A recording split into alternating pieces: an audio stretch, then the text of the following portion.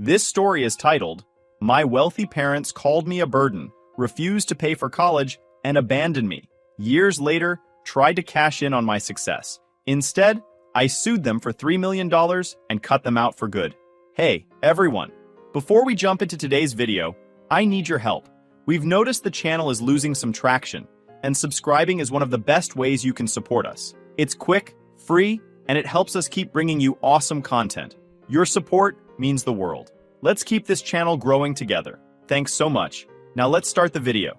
So, my name's Josh, and I'm 27 now, running my own successful business. Life's good, but when I think back to my childhood, I realize how messed up it was. My parents, Stephen and Diane, were the definition of self-absorbed. They didn't just like their careers, they were obsessed with them. My dad was a hardcore business consultant, always crunching numbers and making deals. And my mom? She ran a chain of high-end boutiques, and her entire personality revolved around the words luxury and exclusive. Sounds like they had it all, right? But here's the thing.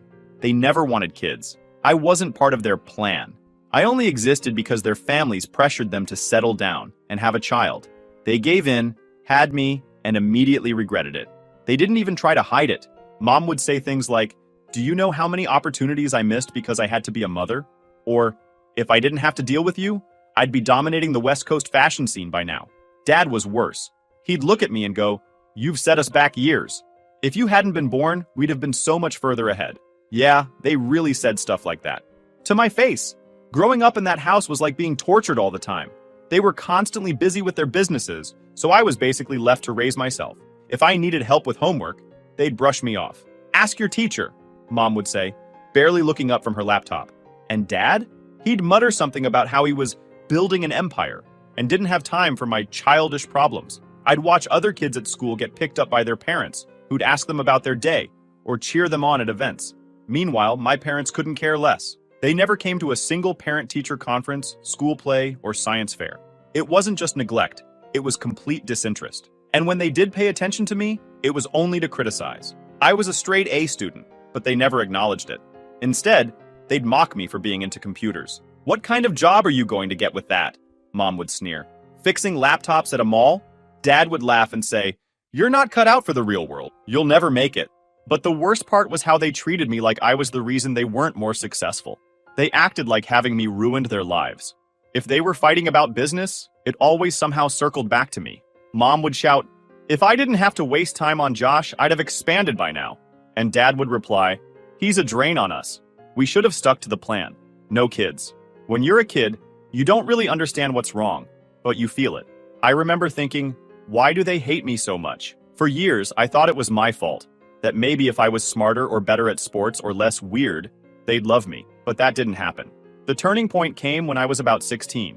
My aunt, Laura, who's my dad's younger sister, visited us. She was one of the few family members who saw through my parents' perfect facade. We got along really well, and one day, I just broke down and told her everything. How my parents treated me, how they never supported me, how they blamed me for their setbacks. Laura wasn't surprised. In fact, she told me something that made everything click. She said, "Your parents never wanted a kid, Josh. They only had you because their families kept pressuring them. They've always resented you." Hearing that was like a bit hurting, but it also made things clearer. Their cruelty wasn't about me, it was about them. They saw me as an obstacle, not a person. After that, I stopped trying to win their approval. Why bother? Nothing I did would ever be good enough for them. Instead, I started focusing on myself. I threw myself into my studies and started thinking about how I could get out of their house and build a life of my own. The thing is, my parents didn't just ignore me. They actively tried to sabotage me. When I started applying for colleges, they told me they wouldn't pay for tuition, even though they could afford it without blinking. I begged them, saying, "This is my future." But Dad just laughed. "You don't have a future," he said. "You'll end up fixing computers for minimum wage." That moment was the last straw. I knew I couldn't rely on them for anything. If I wanted a future, I'd have to build it myself. By the time I was 17, I'd started saving up from odd jobs and tutoring gigs. I knew it wouldn't be enough, but I was determined to leave. My parents didn't care. In fact, they encouraged me to leave as soon as I graduated high school. "Don't let the door hit you on the way out," Mom said with a smirk. I packed my bags and moved in with Aunt Laura a few weeks before my 18th birthday. She wasn't rich. She worked in sales and lived in a modest apartment, but it felt more like home than my parents' mansion ever did. Laura had something my parents never did. compassion. When I first arrived, she looked me dead in the eye and said, "Josh, I can't promise to fix everything, but I'll help you as much as I can. You're not alone anymore." And you know what? For the first time in years, I actually believed someone had my back. The first hurdle was figuring out college. I'd been accepted into a decent university, but with no financial support from my parents, paying for it felt like climbing Everest with no gear. Aunt Laura immediately got to work. She wasn't the type to wallow or wait around for miracles. She sat me down at her tiny dining table and said, "We're going to apply for every scholarship grant and loan out there. If there's free money floating around, we're getting it." It wasn't easy. Most scholarships were highly competitive, and a lot of them required essays, interviews, or proof of financial need. The essays were fine. I had enough material to write a best-selling memoir about my parents' neglect. But convincing people I was deserving was harder. My parents' income disqualified me from many financial aid programs, even though they weren't giving me a dime. I remember one particular day when Laura and I were filling out applications. She looked at one of the forms, sighed, and said, "It's insane how your parents' money counts against you when they're the last people who'd actually help." She wasn't wrong. It felt like the system was rigged against me. Eventually, after weeks of writing essays, gathering recommendations, and jumping through bureaucratic hoops, I managed to secure a few scholarships. One of them covered 80% of my tuition, which was a massive relief. The remaining 20%? Laura insisted on covering it herself. I argued with her about it. I didn't want to be a burden, but she shut me down. "Josh," she said firmly, "helping you isn't a burden. You're family." Living with Laura wasn't just about survival. It was also about healing. She wasn't afraid to call out my parents' behavior for what it was: abusive. She'd say things like, "Josh, it's not normal for parents to treat their kid like a business liability," or "You deserved better, and it's okay to be angry about that." Those conversations helped me realize that the problem wasn't me, it was them. While Laura was helping me with college stuff, I was also working odd jobs to save up for living expenses. I took on everything from tutoring high school students in math to working the late shift at a local diner. It was exhausting, but it felt good to earn my own money, even if it wasn't much. When college finally started, I moved into the dorms. It wasn't glamorous, just a small room with peeling paint and a roommate who snored like a chainsaw. But I didn't care. I was finally out of my parents' shadow, and that was all that mattered. At first, I struggled to adjust. College was overwhelming, and I constantly felt like I was behind everyone else. While other students were going to parties or joining clubs, I was working part-time jobs to make ends meet. But slowly, I found my rhythm. I focused on my classes, built relationships with my professors, and started making friends. One of the first friends I made was Alex, a fellow computer science major who shared my love for coding and bad sci-fi movies. We bonded over late-night programming sessions and greasy takeout, and eventually, Alex introduced me to his group of friends. These people weren't just classmates. They were driven, ambitious, and supportive in a way I'd never experienced before. Over time, we started brainstorming ideas for projects, and one of those ideas turned into the tech company we run today.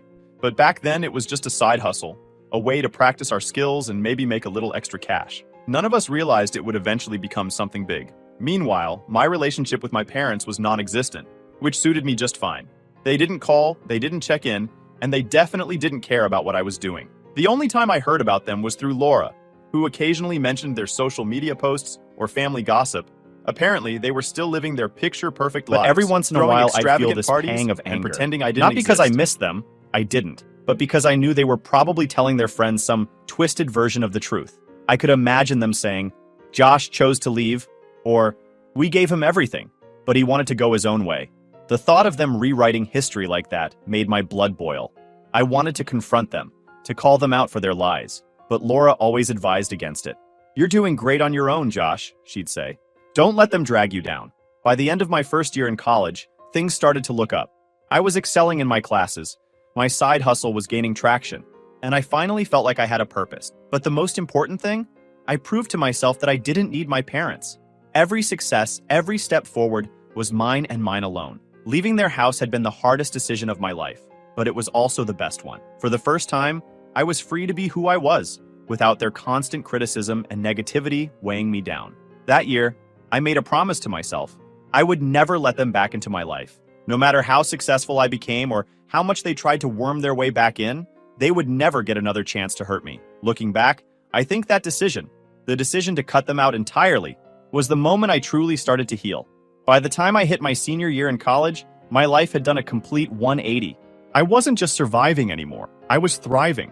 My side hustle with Alex and a few other friends had turned into something bigger. What started as a small software project in our dorm rooms was gaining traction. Companies were noticing us, and we were getting emails from people who wanted to pay for our services. It was surreal. I remember the day we landed our first big client.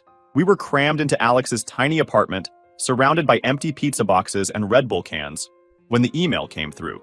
It was from a mid-sized logistics company that wanted a custom solution for streamlining their operations. The contract? $50,000. We all just sat there for a minute, staring at the screen. Then Alex jumped up and screamed, "We're doing this!" That deal was the turning point. We registered our company officially, and within months, we were juggling multiple clients. Of course, it wasn't all smooth sailing. Balancing school, part-time jobs, and the growing demands of the company was exhausting. There were nights when I barely slept, running on caffeine and adrenaline. But for the first time in my life, I felt like I was building something that mattered, something that was mine. I didn't hear from my parents during this time, which was honestly a relief. Laura occasionally mentioned them in passing, like when they threw some extravagant gala or made a big donation to a local charity for the press coverage. But other than that, they were a non-factor in my life. Then came graduation. I wasn't just graduating, I was valedictorian. That was a moment I dreamed of for years. Standing on that stage, giving my speech, and looking out at the crowd felt like validation for everything I'd been through. I made sure Laura was in the front row. She was practically bouncing in her seat, grinning from ear to ear. She'd been there for me through everything, and seeing her proud made the moment even sweeter. But guess who decided to crash the party? Yep, Steven and Diane. They didn't reach out to me beforehand, didn't ask if I wanted them there. They just showed up. I spotted them outside the auditorium, mingling with other parents like they were part of the celebration. It took me a second to process what I was seeing. They were all dressed up, Mom in one of her designer dresses, and Dad in a suit that probably cost more than my tuition. I walked right past them on my way in, pretending I didn't see them. I wasn't going to let them ruin my day. After the ceremony, I planned to meet up with Laura and my friends to celebrate. But as soon as I stepped outside, there they were. Mom was all smiles, waving me over like we were best friends. "Josh, darling, there you are." I didn't even try to hide my annoyance. "What are you doing here?" I asked. Mom's smile faltered, but she recovered quickly. "We wanted to be here for your big day. It's such a proud moment for the family." Family. The audacity of that word coming out of her mouth almost made me laugh. Dad chimed in, "You're valedictorian. That's a huge achievement. We wouldn't miss it for the world." I stared at them for a moment, trying to decide if they were delusional or just plain selfish. Probably both. "You didn't even know I was valedictorian," I said. "You're here because it looks good for you, not because you care about me." That hit a nerve. Mom's smile vanished completely, and Dad's face turned red. "That's not true," he said, but his tone wasn't convincing. "Really?" I shot back. "Because the last time I saw you, you told me I didn't have a future. You kicked me out, refused to help with college, and now you're suddenly proud parents? Spare me." Laura stepped in at that point, probably sensing I was about 2 seconds away from making a scene. "Josh," she said gently, "let's go celebrate with your friends." I turned on my heel and walked away, leaving them standing there looking stunned. That night, I celebrated with Laura, Alex, and the rest of my friends. We went out for drinks, laughed until our sides hurt, and toasted to the future. My parents? I didn't give them another thought, but they weren't done. Over the next few weeks, they tried reaching out. They sent emails, left voicemails, even sent a handwritten letter, which was definitely Mom's idea. Dad wouldn't bother. In all of them, they claimed they just wanted to reconnect and be a family again. I wasn't buying it. They'd made it clear my whole life that I was nothing more than an inconvenience to them. Now that I was successful, they wanted back in? Yeah, no. At first, I ignored them. But then they started getting bolder. One day, I got a message from a mutual family friend congratulating me on my success and mentioning how proud my parents were. Apparently, they'd been telling people that they'd always supported me and were instrumental in my achievements. That was the last straw. I sent them a single email. "Do not contact me again. I'm done." From that point on, I made sure they were completely cut off. No phone calls, no emails, no chance for them to insert themselves into my life. Looking back, that period was one of the most important in my life. I realized that success isn't just about what you achieve, it's about who you surround yourself with. My friends, my aunt, and the team I built with Alex were my real family. Steven and Diane, they were nothing more than strangers who happened to share my DNA. I thought I was finally free of my parents. After graduation, I moved to a new city, set up shop with my business partners, and started focusing on growing the company. Life was finally falling into place. My relationship with Laura stayed strong. My friends became like family, and business was booming. But of course, Stephen and Diane couldn't stay out of my life for long. It started with a random phone call. I almost didn't answer because the number wasn't saved in my phone, but something told me to pick up. "Josh, it's your mother," came Diane's voice, dripping with fake warmth. I hadn't heard from her for over a year, but her tone instantly brought back memories of every manipulative conversation we'd ever had. "What do you want?" I asked flatly. "We've been hearing about your business. It sounds like you're doing really well," she said. I could feel where this was going, but I let her continue. "Your father and I have been thinking," she said, her voice taking on that tone she used when she was trying to sell an idea she knew wasn't going to land. "We'd like to invest in your company. We could bring so much to the table. Connections, advice, financial backing. It's the perfect opportunity for all of us." I couldn't help but laugh. "You've got to be kidding me," I said. "No, we're serious," she replied, her tone growing defensive. "We've always believed in your potential, and now that you've proven yourself, we think it's time to put the past behind us and work together as a family." That was it for me. "You want to work together as a family?" I said, my voice sharp. "Where was that energy when I was applying for colleges? Or when I was living off ramen in my dorm because you refused to help? You're only interested now because you think you can make money off me." Diane sputtered, trying to come up with some excuse, but I hung up before she could finish. I thought that would be the end of it, but I should have known better. The next day, I woke up to an absolute mess. My phone was blowing up with messages from Alex and my other business partners. They'd all seen the same thing. A Facebook post from my parents, tagging not just me but also my company and everyone associated with it. The post was a masterpiece of lies and manipulation. They claimed I was a fraud, that my company only existed because of their generous financial support, and that I had cut them out of my life after using their money to get ahead. They made it sound like I was some spoiled brat who had turned my back on the people who had given me everything. And because they tagged my business partners, clients, and even some of our investors, the post got traction fast. Comments started pouring in, furious, with people either congratulating my parents for raising such a successful son, to my livelihood, or questioning my business was my life story, and they were dragging it through the mud to boost their own egos. After I calmed down, after Alex convinced me not to throw my phone out the window, I knew I needed to respond. But I didn't want to stoop to their level and get into a public argument on Facebook. That's not how I operate. Instead, I decided to let the truth speak for itself. Here's the thing. I had receipts. Back when I was still living with my parents, I started recording videos of their behavior. At first, it was just for my own sanity, a way to remind myself that the things they said and did weren't normal. But as time went on, I realized those recordings could be my shield if I ever needed to prove how awful they were. I had footage of Diane berating me for wanting to go to college, Stephen telling me I'd never amount to anything, and both of them openly admitting they wished I hadn't been born. I uploaded those videos to my public Instagram account, along with a detailed post explaining the reality of my relationship with my parents. I laid everything out, how they never wanted me, how they kicked me out when I turned 18, and how they were now trying to profit off my success. I didn't hold back, but I also didn't embellish. The truth was damning enough on its own. The response was overwhelming. Within hours, the post went viral. People were sharing it, commenting in disbelief, and calling out my parents for their lies. The tone of the conversation shifted fast. Suddenly, everyone was on my side. But the fallout for Stephen and Diane was brutal. Their friends, their colleagues, and even their clients started distancing themselves. I heard through Laura that the backlash was so bad that Mom had to shut down her boutique's social media accounts because of the hate messages pouring in. Good. Meanwhile, I wasn't done. I contacted my lawyer, Sarah, and explained the situation. She took one look at the Facebook post and said, "This is defamation, plain and simple. We're going to sue." Sarah didn't mess around.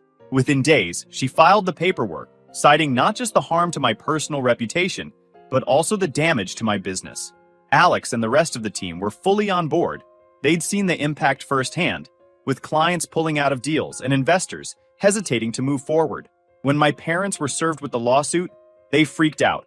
I got a series of frantic voicemails from Diane, alternating between tearful apologies and angry accusations. Stephen, of course, took the tough guy route, leaving a single message that said, "You're making a big mistake, Josh. This won't end well for you." "Sure, Dad, because your track record with predictions has been so great." I didn't respond. I let Sarah handle everything while I focused on damage control with my business. My partners and I reached out to every client and investor personally, explaining the situation and providing proof of the truth. It was a lot of work, but it paid off. By the end of the week, we had regained most of the trust we'd lost. My parents, on the other hand, were starting to realize they'd seriously miscalculated. When the lawsuit hit my parents, they didn't just lose their minds. They lost any sense of strategy. Instead of laying low or hiring a good lawyer to handle things quietly, they went full chaos mode. They started calling everyone in the family, crying about how I was ruining their lives and trying to paint themselves as the victims. The irony? They hadn't spoken to most of these relatives in years. Suddenly, Stephen and Diane were reaching out to everyone from distant cousins to my mom's estranged sister, pleading for sympathy. They even had the audacity to call Aunt Laura, trying to guilt her into convincing me to drop the case. Laura, being the absolute badass she is, shut them down immediately. She told them, in no uncertain terms, that they had no one to blame but themselves. "Josh owes you nothing," she said. "You made your bed. Now lie in it." Then she hung up. Meanwhile, I stayed focused on the lawsuit.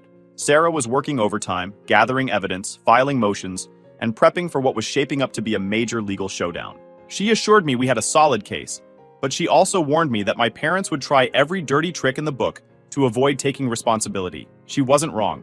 About a week after the lawsuit was filed, my parents launched their next attack. They tried to undermine me publicly again. This time, instead of another Facebook post, they started contacting local media outlets, pitching themselves as the misunderstood parents of a ruthless tech CEO. One of the smaller local papers actually ran their story. The article was a mess, full of half-truths and outright lies. It described me as an ungrateful son who had turned his back on his loving parents after they sacrificed so much for him. They claimed they'd supported me financially through college, a total lie, and that I had cut them off for no reason. When I saw the article, I was furious. My parents weren't just attacking me anymore. They were actively trying to destroy my reputation in the community. I sent the article to Sarah, and she immediately added it to our defamation case. But I wasn't just going to sit back and let them control the narrative. I decided it was time to escalate. The next day, I sat down with Alex and my other business partners to discuss our strategy. They were all on board with going public again, this time with more clarity and context. "People need to know the whole story," Alex said. "You've been way too nice for too long." So, I made another Instagram post. This time, I didn't just share the videos. I shared screenshots of text messages and emails from my parents dating back years. Messages where they called me a waste of time and money, where they refused to help with college, and where they explicitly said they didn't care about my future. I also addressed the local newspaper article directly, refuting every single lie they'd told. I included receipts, bank statements showing I'd paid for college myself, letters from my scholarships, and even a heartfelt note from Aunt Laura that she'd written me during my first semester. The post blew up. Within hours, it had tens of thousands of likes and comments. People were outraged, not just at my parents, but at the newspaper for running such a biased story. Other outlets picked up the post, and suddenly, the narrative shifted completely. My parents were getting roasted online. People flooded their social media accounts with comments calling them out for their lies. Diane deleted even her personal profiles, and Stephen's LinkedIn profile mysteriously disappeared. It was clear they were feeling the heat. Then came the emails. Diane sent me a long, rambling message, alternating between apologies and veiled threats. She claimed she'd only gone to the media because she felt cornered, and said she never meant to hurt me. She begged me to take down my posts, saying the backlash was destroying their lives. Stephen, of course, took a different approach. His email was short and angry. "You're playing with fire, Josh. If you don't stop this, we'll sue you for slander and invasion of privacy." I forwarded both emails to Sarah. "Let them try," she said with a smirk. "They don't have a leg to stand on." The legal proceedings officially kicked off 2 weeks later. My parents had finally hired a lawyer, but it was clear they weren't prepared for what was coming. Sarah was a shark in the courtroom, tearing apart every weak argument their lawyer tried to make. The evidence we presented was damning. The videos, the text messages, the emails, the Facebook post, it all painted a clear picture of who my parents really were. Even their lawyer seemed embarrassed by the end of the first hearing. At one point, Diane tried to speak directly to the judge, claiming she'd been misunderstood and that I was exaggerating. The judge shut her down immediately. "This isn't the time for personal statements," he said. "Let your lawyer do the talking." It was glorious. By the time the mediation phase rolled around, my parents were desperate to settle. They knew they couldn't win in court, and they were bleeding money trying to fight the case. Their lawyer approached Sarah with an offer. They'd pay $500,000 in damages if I agreed to drop the suit and remove my posts. I laughed when Sarah told me. "Not a chance," I said. "They've done too much damage for that to even come close." Sarah went back with a counteroffer. $3 million. No negotiation, no concessions.